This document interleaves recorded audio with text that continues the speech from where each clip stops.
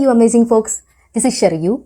Welcome back to yet another video of Shout Out to Books where we discuss anything, everything related to books, stories, fun plot and whatnot. And today I am going to be talking about the books that I read when I was on a vacation. In January month, I went on a vacation to Goa, and then along with that, I also went to the Gokarna, so both beaches. So what I did is I had decided, okay, I'll take some books with me, I'll read at a beach. It has been a dream of mine for so long. So I wanted to have that experience. So I read 2 books there and I'm going to be talking about those. It was a 8 days vacation, so I covered 2 books. One was this one, Lothe To Love You. I had picked it because I so wanted to read rom-com. It had been a while that I had read any rom-com, and this is something that I read in Goa. And mind you, I went to South Goa, which is a bit peaceful and secluded than the North Goa. So specifically I had went on there for a piece and have some chill time, nothing adventurous, but here so when I read this book, I really enjoyed it because it was fun. It is something that you can read when you want to spend time, not reading something very heavy, not reading something deep. Let's say you have a weekend, you have a holiday attached to it, and for 3 days, 4 days, you just want to chill, read these, and it is very fun loving. It is heartwarming and chill. It has that chill vibes. So what's it about? Of course, it is a romantic comedy by Ali Hazelwood,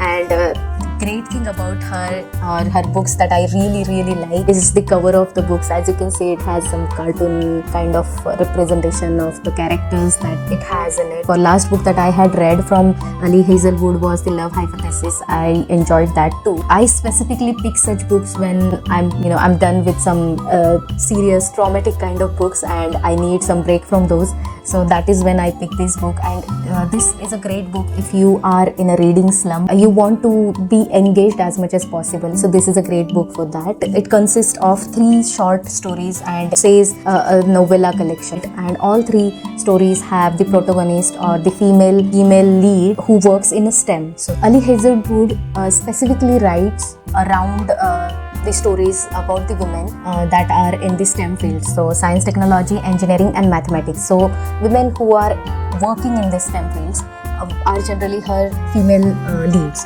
So that is what makes these stories a bit more interesting as compared to the other rom-coms. There are 3 stories basically. The first one is Under One Roof, the second one is Stuck With You, and the third one is Below Zero. So as you can see, the names of the stories are also really catchy. In the first story, right, Under One Roof, the female, she is the environmental engineer and her roommate is a lawyer.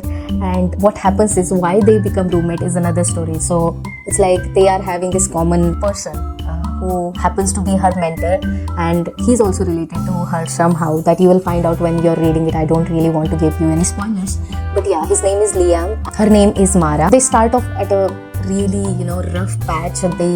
Mara and Liam do not get along in the starting. They have to live under one roof because Mara is broke and she cannot actually go somewhere else. Liam rejects her outright at the first, but then somehow they sort of come at an agreement that okay, fine, we will live together under one roof, but there are few conditions that we won't get into each other's matter and stuff, but they do.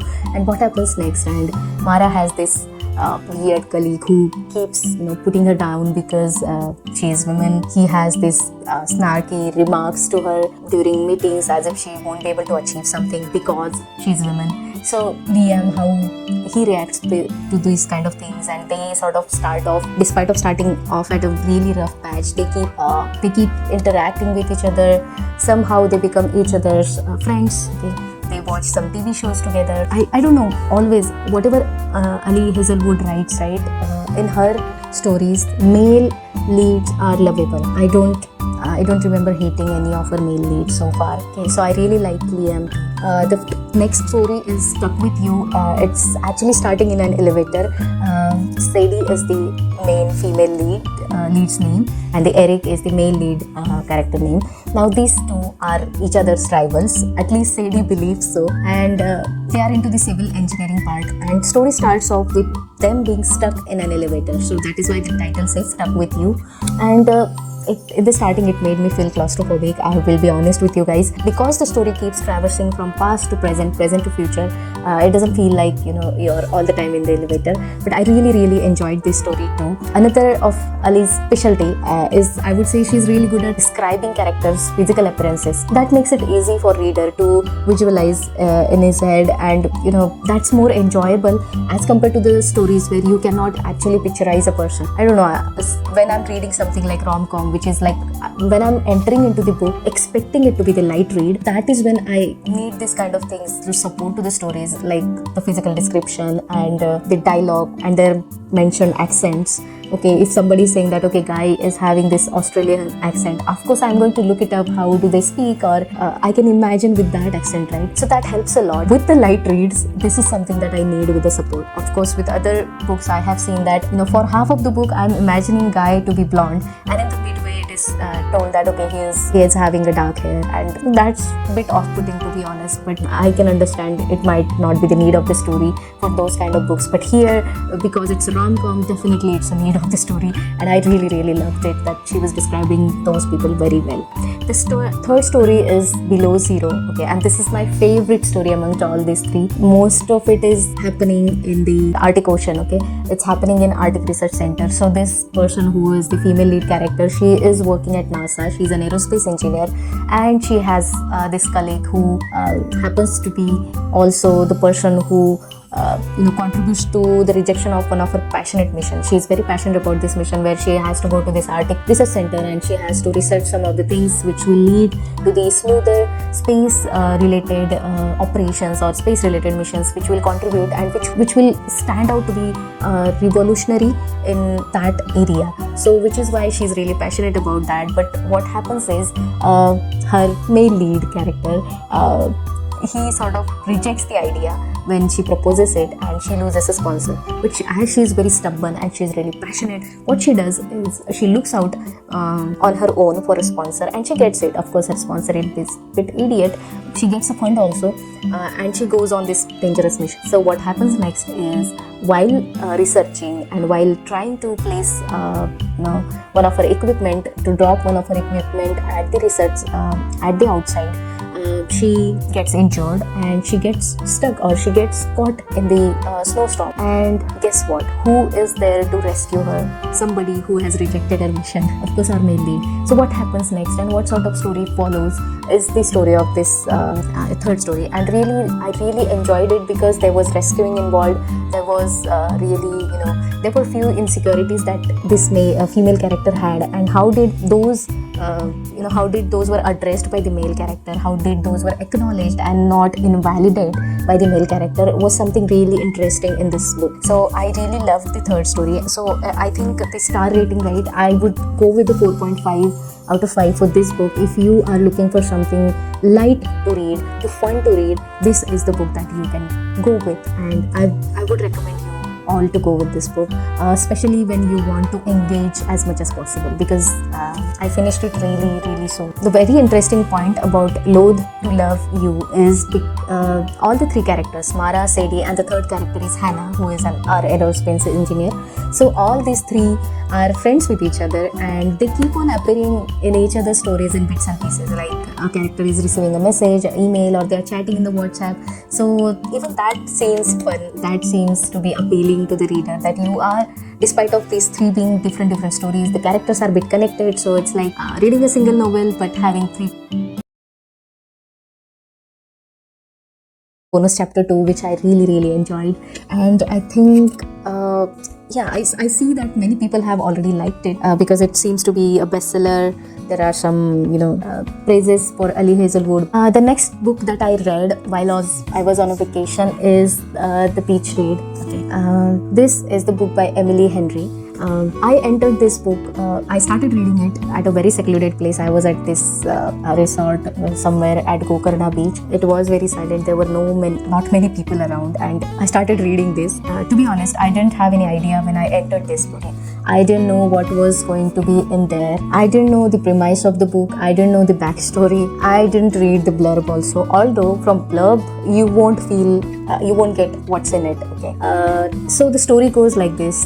There's this main character, female character. Her name is January, and she has had a very not so good, I would say, crappy day. And her father recently passed, and she got to know this alternate life of her father that she wasn't aware of. He was living with other person. He was cheating on her mom, something of that sort she has found out. I really don't want to give you guys spoilers, but I guess I still end up doing so. So what happens is, because she has found out this life, right, and she used to be, I guess she is, a true believer of, true love. So now all of her beliefs are shattered because she has got to know of this another side of her father. And guess what? Her mother also knew. Now she has to live at this beach house. To be honest, that's not a beach house, that's a lake house she has to live at, okay, where this is happening, right? The story is happening somewhere there is a lake. So she has to live at that place, and she doesn't like that place. She's actually hating it. It's like she wants to throw away, or she wants to sell all of the items that belonged to her father and that reminds her of his cheating on her mom. So she's dealing with that kind of thing. And one day she sort of comes across her neighbor who is quite rude to her. She hasn't seen his face for a while, and later on she gets to know that's Augustus Everett, who happens to be her college rival. Okay, and that's what author says in it, that he used to be her rival, and he used to criticize her way of writing because she used to write the happy ending kind of rom-com stories, whereas he is into the serious literary type of work where he will write the dark stories and it doesn't have to be the happy ending always. So all those kind of things he used to write, and so basically their genres of writing are very different, and she believes that he used to criticize her. And what happens next? And because even in the starting, despite of being her college rival, he is quite rude to her, and they still afterwards get along, and while talking to each other they realize that, they think that the next person doesn't actually understand how difficult their genre of writing. So they decide to switch their genre. So basically, Augustus, in this Gus, will write rom-com stories, whereas January will write the dark stories. So both of their work needs research, right? Of course, rom-com related research is really into the small pieces. It is not really covered in detail, which sort of makes reader think that, okay, writing rom-coms is maybe a bit easy. I don't know if that's true, but if you read this book, right, you might end up thinking that. Whereas writing dark stories and writing about cult and the suicides and stuff is very difficult. So it might be the impression that you'll get from this book. So what happens is they keep on researching on every holiday or a weekend or wherever they are getting time. They are researching on these kind of things that she has to accompany him, and they are interviewing these people who are maybe affected by some cult or who were in the cult, and what were the what were the impacts that they had to face, and what are the darkest stories. Like somebody has suicide, somebody has committed a suicide. There was this cult which burned down the entire village. It was really messy. There were just many things going on in this book. Okay, so to be honest, it wasn't something that I was looking for while I was to read on a vacation. So that is why I sort of finished it afterwards. I came home. Of course, I did finish. Like I completed around 75% of this in the while I was on vacation, but because I was at a secluded place and I was reading something traumatic in this, expecting something romantic about it, so that led to the trail of thoughts in my mind, which wasn't really helping. So I kept it aside. I enjoyed the vacation, and then when I got home, I read remaining parts. I wasn't really happy with the ending too. Which led me to drop the romance book altogether, and I started reading the Kite Runner when I got home. So I was like, okay, I am taking break from the rom-coms, and I need to read something maybe traumatic really, or with some stories which are which will touch my heart. So that's why I started reading Kaladosene, and of course I'll make another video of that, but this video is specifically around the books that I read on a vacation. So yeah, these were the two that I read on vacation. The stars rating for this, right, I can give 2 out of 5 because I wasn't really expecting this kind of book. Maybe somebody might enjoy it. Their Instagram or Bookstagram is advertising, hyping this book as if it's a rom-com. Trust me, it is not. The end also, I was hoping that it will be a bit, there will be some shocking sort of reveals at the end, but that wasn't the case. This character, right, January, she has this letter from her father that she hasn't opened since the starting, and at the very end I think she decides to read that letter. I was hoping that there will be more reasons to her dad's cheating, to her dad's story in that letter, which will make reader hate him less, but that wasn't the case. Okay, there was nothing. It's like, yeah, I love you and that's all. So I had picked this book simply because I had enjoyed Emily Henry's last 2 books that I read. One was Book Lover, another one is People We Meet on Vacation. In those 2 books, I could relate to the character. I was actually adoring the character. I loved the characters in that, Poppy and Alex. Then there was this person in the Book Lover, Snora. I really liked that character. Now in this, right, I didn't like January, neither did I like Augustus. To be honest, Augustus was really annoying. This was maybe the main lead who, maybe he was realistic, but I didn't like him because he was coming out of a book. Okay. And January was such a crybaby. So if you guys just want to check if whatever I'm talking about is something that you can relate with, this is the book that you can read, and maybe you can check your choice against mine. But yeah, I mean, I wouldn't recommend it to you guys if you are looking for some light read. I entered with a wrong expectation, so I cannot really blame author too. But yeah, there were some characters in this who were appearing out of the blue. I liked her best friend, January's best friend, more than January, to be honest. Okay, I really liked her, but other characters were like appearing just to support the story. They weren't really required in the story, I guess. Yeah, I would say that. And yeah, that is all about this book. I really like Emery Henry's writing style. Of course, she keeps you hooked to it even if there is no plot or twist in it. But still, I could read it just for her writing style. If it was somebody else, I might not have read it. But yeah, I mean, thanks to Beach Read, now I'm not reading anything romantic outright. I'm not buying anything romantic. This is definitely a break from rom-coms. I'm going to read something like this, The Fury, The Siege, some thriller. Do let me know how did you find my recommendations. And how did you find my reviews? Thank you so much for watching it till the end. Have a great day ahead, and see you in the next video.